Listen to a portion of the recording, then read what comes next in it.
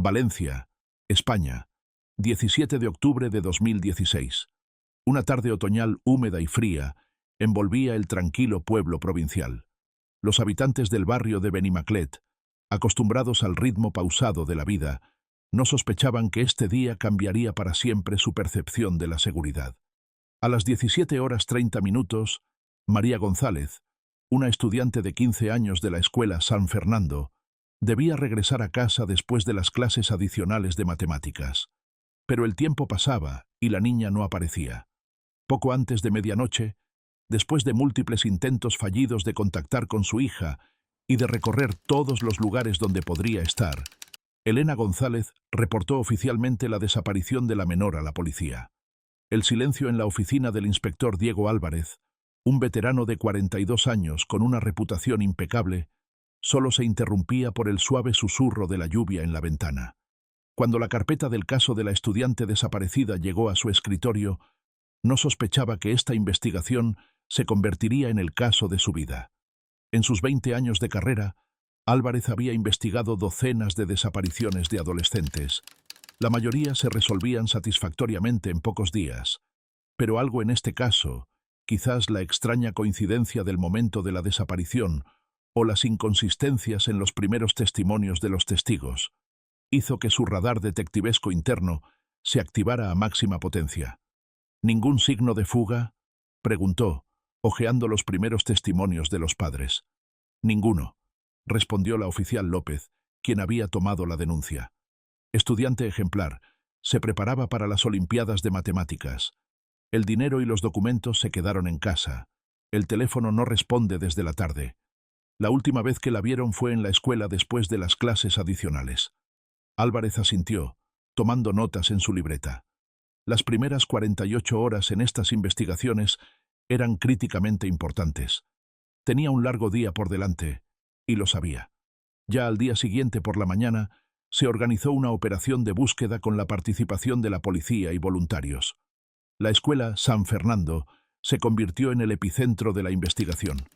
Fue aquí donde vieron a María por última vez. 2 empleados de la escuela se convirtieron en el centro de atención de la investigación casi inmediatamente. El profesor de educación física Antonio Ferrer, un exatleta profesional de 38 años, afirmaba haber visto a María irse con el director de la escuela alrededor de las 16:45. Por su parte, el director Francisco Navarro, un respetado pedagogo de 54 años, con 25 años de experiencia, insistía en que la niña había salido sola de la escuela alrededor de las 16:30. Esta discrepancia en el tiempo y las circunstancias de la salida de María marcó el inicio de una investigación que sacudiría toda la ciudad y haría que todos dudaran de aquellos que consideraban por encima de toda sospecha. Al tercer día de búsqueda, ocurrió el primer descubrimiento significativo. En una zona boscosa, aproximadamente a 2 kilómetros de la escuela, el grupo de búsqueda encontró la mochila escolar de María y varios objetos personales, una bufanda, un cuaderno de matemáticas y una pulsera rota. Todos los objetos estaban esparcidos en un radio de 15 metros, lo que indicaba una posible lucha. La investigación forense inmediatamente encontró trazas de ADN en estos objetos que no pertenecían a María, pero la comparación con muestras del profesor de educación física y el director no reveló coincidencias. La verificación del ADN en la base de datos policial tampoco arrojó resultados. El dueño del material genético no había estado anteriormente en el radar de las fuerzas del orden. Mientras tanto, el inspector Álvarez se encargó personalmente de verificar a los principales sospechosos. Había algo en el testimonio de Antonio Ferrer que no lo dejaba tranquilo. El joven profesor de educación física estaba demasiado nervioso, y su versión de los eventos contenía varias contradicciones respecto al tiempo. Por otro lado, el director de la escuela Francisco Navarro, a pesar de su reputación impecable, también generaba dudas. Su insistencia en que María se había ido sola no era confirmada por los testimonios de otros testigos. Además, el guardia de seguridad de la escuela afirmaba no haber visto a la niña salir del recinto educativo en el horario indicado por el director. Después de 2 semanas de búsquedas que abarcaron toda la ciudad y los alrededores, quedó claro que el rastro se había enfriado. El cuerpo de María no fue encontrado, a pesar de los esfuerzos masivos. El caso pasó de la categoría de desaparición al rango de posible asesinato. Entretanto, la situación en la ciudad se volvía cada vez más tensa. La comunidad local se dividió en dos bandos. Unos consideraban culpable al atractivo profesor de educación física, con un interés sospechoso en las estudiantes. Otros señalaban al autoritario director, conocido por su carácter estricto. La escuela, que una vez había sido el centro de la vida comunitaria, se convirtió en un lugar donde los padres temían dejar a sus hijos. En esta atmósfera de desconfianza generalizada, el inspector Álvarez continuó recopilando metódicamente evidencias, incluso cuando la dirección insistía en cambiar los recursos a otros casos. Sentía que la respuesta estaba cerca, oculta en detalles que aún no habían notado. El primer año de investigación llegaba a su fin, y el caso de María González, en lugar de aclararse, se volvía cada vez más confuso. Pero el inspector Álvarez no se iba a rendir. Para él, ya no era solo otro caso más. Era una cuestión de justicia para una niña que la merecía. La investigación de la desaparición de María González llegó a un punto crítico hacia finales de 2017. El inspector Diego Álvarez había construido dos líneas paralelas de investigación, concentradas en los principales sospechosos. Su oficina se había convertido en una especie de sala de guerra con fotografías, mapas y líneas temporales cubriendo todas las paredes. Una verificación minuciosa del pasado de Antonio Ferrer reveló detalles preocupantes. Antes de trabajar en la escuela San Fernando, había cambiado 3 lugares de trabajo en 5 años, y de cada uno se había ido por razones vagas. Una encuesta a sus antiguos colegas trajo un descubrimiento indeseable. En su lugar de trabajo anterior, Ferrer había sido observado en relaciones demasiado cercanas con estudiantes. No se habían presentado quejas oficiales, pero la administración escolar prefirió separarse de él por mutuo acuerdo. El inspector también descubrió que el profesor de educación física llevaba un estilo de vida bastante reservado. A pesar de su sociabilidad en el trabajo, fuera de la escuela prácticamente no tenía amigos. Vivía solo en un apartamento alquilado en las afueras de la ciudad, donde la policía realizó un registro que no trajo resultados.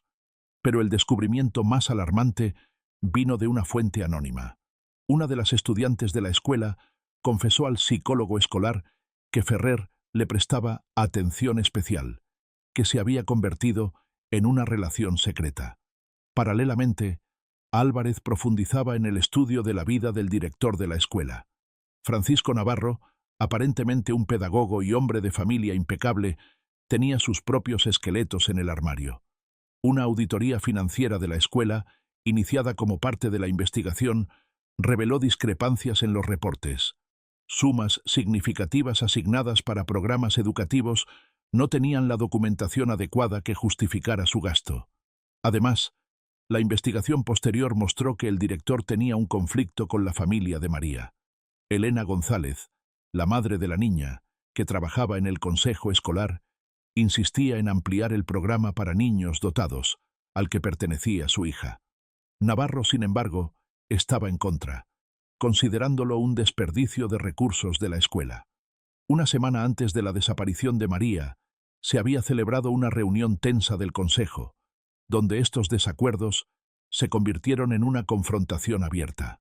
Ambos sospechosos pasaron una prueba de polígrafo con resultados ambiguos. Ferrer mostró reacciones notables a las preguntas sobre sus relaciones con estudiantes, aunque directamente a las preguntas sobre María reaccionó con calma.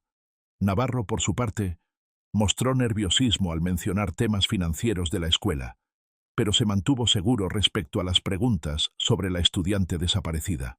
A pesar de estos descubrimientos, aún no había evidencia directa que conectara a cualquiera de ellos con la desaparición de María. El ADN encontrado en las pertenencias de la niña permanecía sin identificar. Las búsquedas del cuerpo en los alrededores de la ciudad, incluyendo minas abandonadas en las montañas cercanas, no trajeron resultados. Para mediados de 2018, el interés público en el caso comenzó a disminuir. Los periódicos locales se enfocaron en otras noticias. Los grupos de búsqueda de voluntarios se hacían cada vez más pequeños. Pero el inspector Álvarez se negaba a rendirse. Regresaba regularmente a los materiales del caso, verificando cada detalle, cada testimonio. En una de esas tardes, releyendo testimonios del personal escolar, notó un detalle aparentemente insignificante. El guardia de seguridad de la escuela, Ramón Soria, mencionaba que el día de la desaparición había visto a María varias veces en el territorio de la escuela. Sin embargo, un análisis posterior de las cámaras de seguridad mostró que Soria no debería haber estado en los lugares indicados según su horario de trabajo. Álvarez decidió estudiar más profundamente la figura del guardia de seguridad escolar. Soria, un hombre de 40 años, había trabajado en la escuela durante unos 5 años y era caracterizado como un empleado silencioso y responsable. Vivía solo. Se comunicaba principalmente con colegas del trabajo. Nada en su biografía despertaba sospechas, hasta que Álvarez descubrió una extraña coincidencia. 2 años antes de comenzar a trabajar en la escuela San Fernando, Soria había sido testigo en un caso de desaparición de una mujer joven en una ciudad vecina. El caso quedó sin resolver.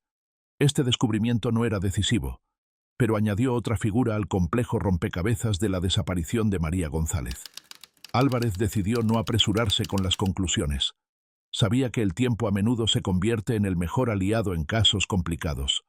Tarde o temprano, la verdad encuentra su camino a la superficie.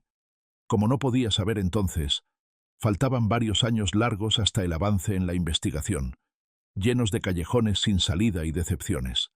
Pero cada paso, cada detalle reverificado, cada interrogatorio repetido, los acercaba al momento en que el misterio de la desaparición de María González sería finalmente revelado, conmocionando a toda la ciudad con su verdad inesperada. Para 2019, el caso de María González había pasado oficialmente a la categoría de casos fríos. Pero para el inspector Diego Álvarez nunca perdió su intensidad.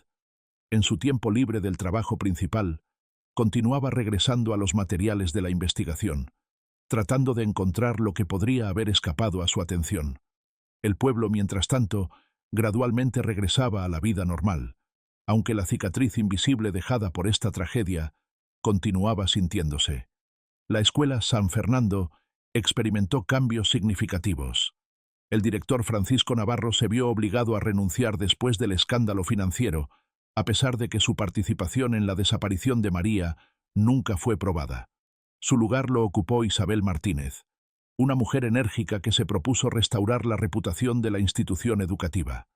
Antonio Ferrer logró mantener su puesto, aunque sus relaciones con las estudiantes ahora estaban bajo estricta supervisión. Los rumores sobre su comportamiento inapropiado circulaban, pero ninguna acusación fue presentada oficialmente. En cuanto a Ramón Soria, el guardia de seguridad escolar, renunció poco después de que el inspector Álvarez comenzara a mostrar interés especial en él. La razón oficial fue mudarse para cuidar a su madre enferma en otra región del país.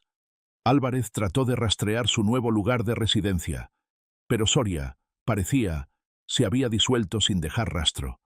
A principios de 2020 ocurrió un evento significativo en el destino del inspector Álvarez. Después de 30 años de servicio, se vio obligado a jubilarse. La razón fue la reducción de personal policial y la política de edad del departamento. Pero antes de irse, hizo todo lo posible para transferir el caso de María a manos confiables. Carla Álvarez, una joven detective de 32 años, homónima de Diego, pero no pariente, era conocida por su pensamiento analítico y habilidades en criminología digital. Diego la eligió personalmente como sucesora, pasando varias semanas en la transferencia meticulosa de todos los materiales y sus observaciones. «Sé que la respuesta está en algún lugar aquí, en estos papeles», dijo Diego, entregándole una pesada carpeta con el caso. «Simplemente estamos mirando desde el ángulo equivocado, o a las personas equivocadas». Carla tomó el caso no solo como otra tarea, sino como un desafío personal. Comenzó con una revisión completa de todos los materiales, aplicando métodos modernos de análisis de datos. Gracias al acceso a bases de datos policiales actualizadas y nuevas tecnologías, pudo analizar llamadas telefónicas y movimientos de todas las figuras clave del caso el día de la desaparición de María con mucha mayor precisión. Uno de sus primeros descubrimientos fue el hecho de que el teléfono de Ramón Soria registró múltiples activaciones en el área donde se encontraron las pertenencias de María en los días cuando oficialmente debería haber estado de guardia en la escuela. Esta extrañeza, combinada con su renuncia apresurada, intensificó el interés en su persona. Carla también prestó atención a los testimonios de estudiantes que anteriormente se consideraban irrelevantes. Varios adolescentes mencionaron que vieron a María hablando con el guardia de seguridad el día de la desaparición. Según ellos, parecía una conversación tensa, aunque nadie le dio importancia en ese momento. Paralelamente, Carla continuó trabajando en otras dos direcciones. Francisco Navarro, el exdirector, ahora trabajaba como consultor en una empresa educativa privada. El estudio de sus asuntos financieros mostró que su riqueza excedía significativamente sus ingresos oficiales. Antonio Ferrer, a pesar del escándalo, logró conservar su trabajo, pero se mantenía extremadamente reservado. Nuevas verificaciones de su pasado no trajeron resultados sustanciales. Para mediados de 2021, la investigación parecía haber llegado nuevamente a un callejón sin salida. Carla, a pesar de todos sus esfuerzos, no pudo encontrar la evidencia decisiva que conectara a cualquiera de los sospechosos con la desaparición de María. El cuerpo de la niña aún no había sido encontrado, y sin él, era prácticamente imposible probar el hecho del asesinato. Diego Álvarez, formalmente jubilado, continuaba su investigación privada. Mantenía contacto con Carla, compartiendo observaciones y consejos. Juntos crearon algo así como un grupo investigativo no oficial, unidos por un objetivo común: encontrar la verdad oculta tras el velo del tiempo y las mentiras. Ninguno de ellos podía suponer que el avance decisivo ocurriría gracias a un crimen completamente diferente, aparentemente no relacionado con el caso de María, y que este avance finalmente los llevaría a la verdad impactante que todos estos años se había estado ocultando justo ante sus ojos. Marzo de 2022 comenzó con noticias que sacudieron la estación de policía provincial. En la ciudad de Murcia, ubicada a 100 kilómetros del lugar de desaparición de María González, ocurrió un ataque contra una mujer joven. Carmen Rodríguez, de 26 años, fue atacada por un hombre desconocido cuando regresaba a casa, después del turno nocturno en el hospital, donde trabajaba como enfermera. A diferencia del caso de María, aquí el crimen no se completó. Los gritos de Carmen atrajeron la atención de transeúntes, y el atacante se vio obligado a huir. Sin embargo, gracias a una descripción detallada y grabaciones de cámaras de seguridad, la policía pudo arrestar al sospechoso en 48 horas. El detenido resultó ser Ramón Soria, de 45 años, el exguardia de seguridad escolar que ahora trabajaba en el servicio de seguridad de un centro comercial en Murcia. Según los procedimientos estándar, su ADN fue tomado para análisis e ingresado en la base de datos nacional. Carla Álvarez recibió la notificación de coincidencia de ADN temprano en la mañana, cuando apenas comenzaba su turno. El sistema de comparación de datos genéticos arrojó un resultado positivo. El ADN de Ramón Soria correspondía a las muestras encontradas en las pertenencias de María González 6 años atrás. «Es él», susurró Carla, mirando la pantalla de la computadora. Inmediatamente se contactó con Diego Álvarez, quien, a pesar de estar jubilado, seguía siendo su socio no oficial en esta investigación. 3 horas después, ya estaban en la estación de policía de Murcia, preparándose para interrogar a Soria. En los años transcurridos había cambiado notablemente. Encaneció, subió de peso, su cara se cubrió de arrugas, pero los ojos permanecían igual, fríos y calculadores. «No entiendo de qué están hablando», insistía cuando Carla le presentó los resultados del análisis de ADN. «Conocía a María como estudiante, nada más. Sí, trabajé en esa escuela, pero nunca tuve contactos personales con ella». Sin embargo, su confianza se tambaleó cuando Diego, sentado silenciosamente en la esquina de la sala de interrogatorios, sacó la fotografía de una llave. «Esta llave fue encontrada durante el registro de su apartamento en Murcia», dijo el exinspector, mostrando la imagen de una pequeña llave con un llavero en forma de fórmula matemática. «Es la llave del casillero escolar de María González. ¿Para qué la necesitaba si nunca tuvo contactos personales con ella?» El rostro de Soria cambió. La confianza fingida fue reemplazada por ansiedad, luego por resignación. Bajó la mirada y guardó silencio largo tiempo antes de hablar. Ella se dio cuenta, finalmente dijo en voz baja. Se dio cuenta de que la estaba observando. Iba a contárselo todo al director. No podía permitir eso. Durante las siguientes horas, Ramón Soria relató los detalles del crimen que durante 6 años había permanecido sin resolver. Según su confesión, había estado obsesionado con María durante mucho tiempo. Una niña inteligente y hermosa que, a diferencia de la mayoría de los estudiantes, siempre lo saludaba cortésmente. Esta cortesía, interpretada por su mente enferma como una relación especial, se convirtió en obsesión. El día de la desaparición, María se quedó en la escuela después de las clases adicionales. Soria se ofreció a llevarla a casa, pero ella se negó. Cuando se encontraron solos en un pasillo vacío, él trató de convencerla. La conversación se convirtió en conflicto y María amenazó con contarle al director sobre su comportamiento obsesivo. En un ataque de ira, la estranguló ahí mismo, en el pasillo escolar. Al darse cuenta de lo que había hecho, Soria escondió el cuerpo en un cuarto de almacén hasta que oscureció. Luego, usando el vehículo de servicio, lo sacó de la ciudad. Deliberadamente esparció las pertenencias personales de María en el bosque para dirigir las búsquedas en esa dirección, mientras que el cuerpo lo enterró en un lugar completamente diferente, en una mina abandonada en las montañas, en un nicho profundo no visible desde la superficie.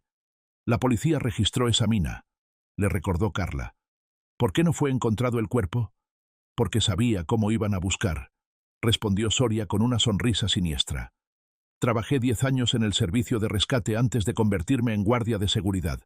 Sabía que no iban a revisar todos los túneles laterales hasta el final, especialmente aquellos que parecían derrumbados. Esa misma tarde, un grupo especial de búsqueda se dirigió a la mina indicada. Con ayuda de equipo moderno, y siguiendo las indicaciones precisas de Soria, descubrieron una entrada camuflada a un túnel lateral, desapercibida durante las búsquedas iniciales. Allí, en una cavidad, fueron encontrados restos que, según la investigación preliminar, pertenecían a María González. Pero la pesadilla no terminó ahí. La exploración posterior de la mina llevó a un descubrimiento aún más aterrador. En túneles vecinos fueron encontrados restos de otras 2 personas, mujeres jóvenes desaparecidas en la región durante los últimos 10 años. Una de ellas era esa misma mujer de la ciudad vecina, en cuyo caso de desaparición Soria había actuado como testigo. Mientras tanto, el registro minucioso del nuevo apartamento de Soria en Murcia reveló un escondite donde guardaba pertenencias personales de las 3 víctimas, una especie de colección de trofeos que había estado reuniendo durante años. Entre ellos había joyas, fotografías y diarios personales.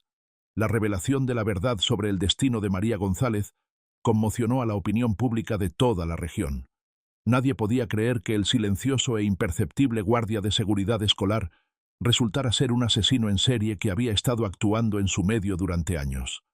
Aún más impactante fue la comprensión de que todo este tiempo las principales sospechas habían estado dirigidas hacia personas completamente diferentes. Para Diego Álvarez, quien había dedicado 6 años de su vida a este caso, la verdad trajo sentimientos encontrados. Por un lado, alivio de que la justicia finalmente hubiera triunfado. Por otro, amargura al darse cuenta de que la respuesta siempre había estado cerca, pero había escapado a la atención de la investigación debido a la concentración en sospechosos más obvios. La verdad sobre el destino de María González, revelada después de 6 largos años desde su desaparición, sacudió toda Valencia. El arresto de Ramón Soria y su confesión del asesinato de 3 mujeres, incluyendo a la estudiante de 15 años, se convirtieron en el tema principal de las noticias en toda España. Pero detrás de los titulares sensacionalistas se ocultaba una historia más compleja, la historia de cómo los prejuicios y la visión de túnel pueden desorientar incluso la investigación más minuciosa. El proceso judicial contra Ramón Soria comenzó en septiembre de 2022 y atrajo la atención de todo el país. La sala del tribunal estaba repleta de periodistas, familiares de las víctimas y residentes locales impactados por la revelación de la verdad. Para muchos fue especialmente impactante que el verdadero asesino hubiera estado todo el tiempo justo ante sus ojos.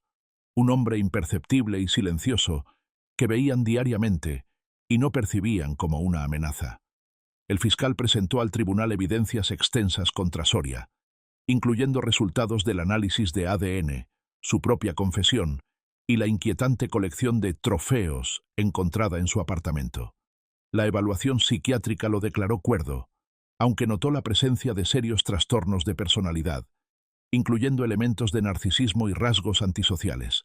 Durante el proceso judicial salieron a la luz otros hechos. Se supo que durante sus años de trabajo en la escuela San Fernando, Soria había estado siguiendo secretamente a varias estudiantes, tomándoles fotografías y recopilando información. Sin embargo, solo María había notado su atención obsesiva y decidió oponerse. El 15 de noviembre de 2022, después de 3 semanas de juicio, el jurado emitió un veredicto de culpabilidad en todos los cargos.